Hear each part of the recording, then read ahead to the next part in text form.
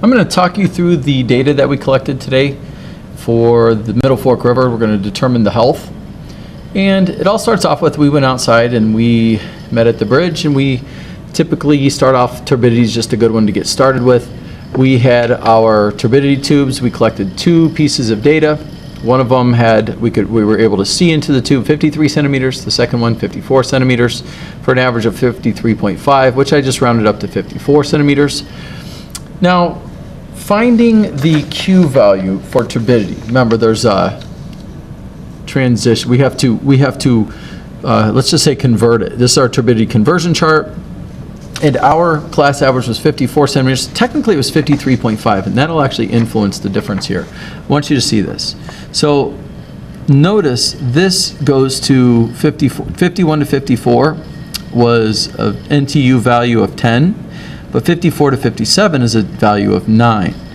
But I want you to think about it for a second. Our average was actually 53.5, even though we rounded it up. So that's in this range, 51 to 54. So I went ahead and gave it a 10, the 10 value. So notice, I took and I use a straight edge, right? I just use a note card. You have it travel all the way straight up your y-axis, and then I use a straight edge and transfer it over here. And I gave it a quantity of 76. And so, right, I'm using this line here. I'm trying to make sure you can see it.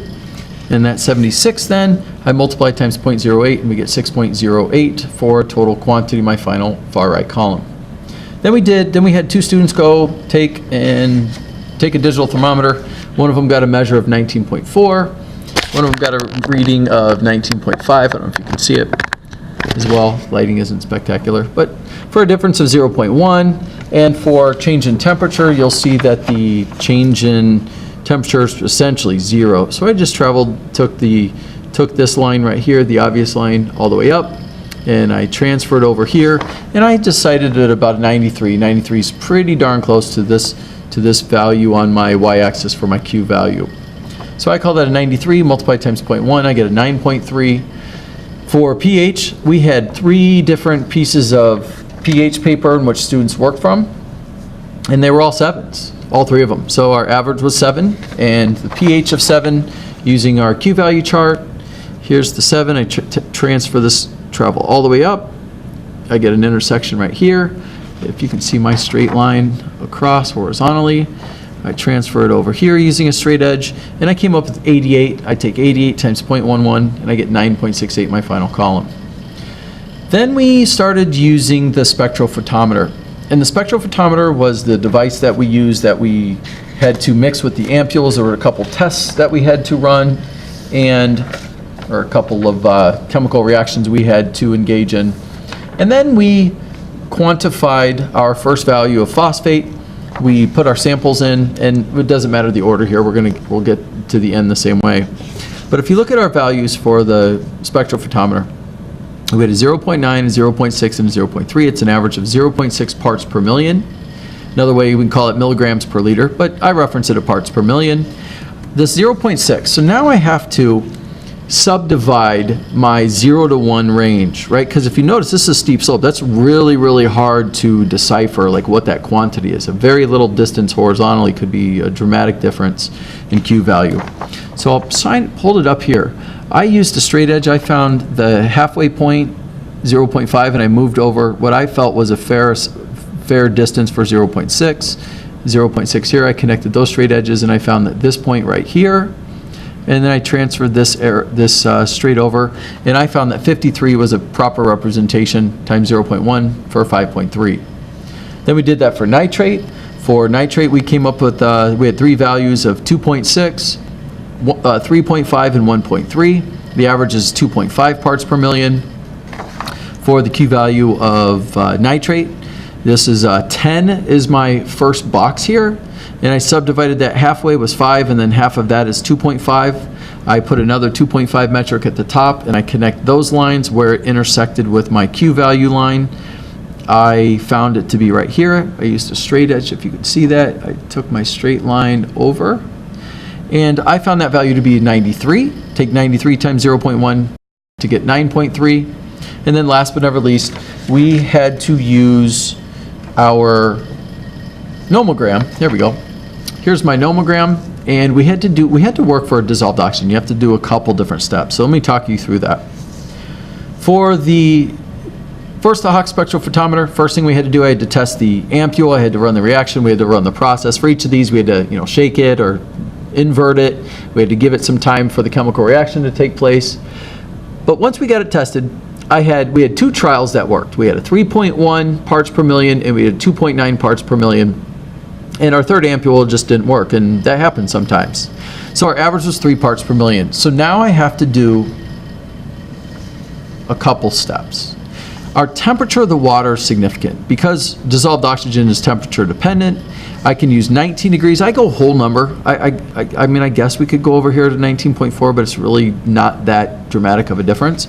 So I put a dot at the temperature, right? This is our water temperature in degrees centigrade. I take this 19 and I place a dot here. I place a dot at 3 parts per million. That was what we got from the Hawk spectrophotometer. And then I simply connect those dots. And you'll see that I have a dot here, I have a dot over here.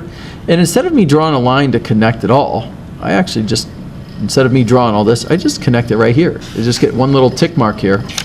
And I felt that was pretty much this value right here. I came up with about 30. That intersects this right here. I mean, I guess 30, 31, but I went with 30. Let me see if I get that closer. So that's my intersection. Yeah, actually I wrote down 31. So 31%. So 31% is the value that now I'm transferring this over to my Q value chart. And notice my x-axis here, these are increments of 20. And 30 is my midpoint between my 20 and my 40. And, I'm just kind of leaned on the right side of that. I felt that it intersected right here. It was a nice intersection at this value of 20 for a Q value. So I placed my 20 for my Q value times 0.17. Notice dissolved oxygen has by far and away the largest weighing factor. Let's just say this one is the most influential, most impactful, most influential because it has the highest weighing factor, has the greatest total weight in the overall health. And notice that's a low score. So I take 20 times 0.17 and I get 3.4. Now my next step, so now I have all my columns done. I have my Q values done, I have my totals in.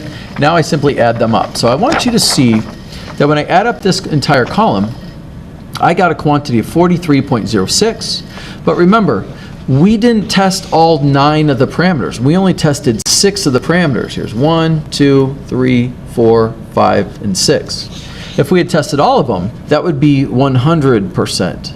But we didn't test 100%. We only tested, if I add up all these weighing factors, they add up to 0.66 or 66% of the total. So you have to take that into account. So I have to get a value that's based on these tests. So I have to take my 43.06 divided by 0.66 and I get a quantity of 65. 65 is the score that it got, and I simply reference my 65 down here.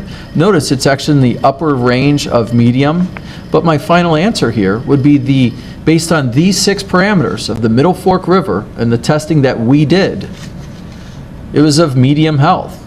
And this is a 6-step process that we have to go about collecting data and coming up with an overall health that we would say, well, it was kind of in the medium range. And we actually weren't too far away from it being good. We were only a few percent off.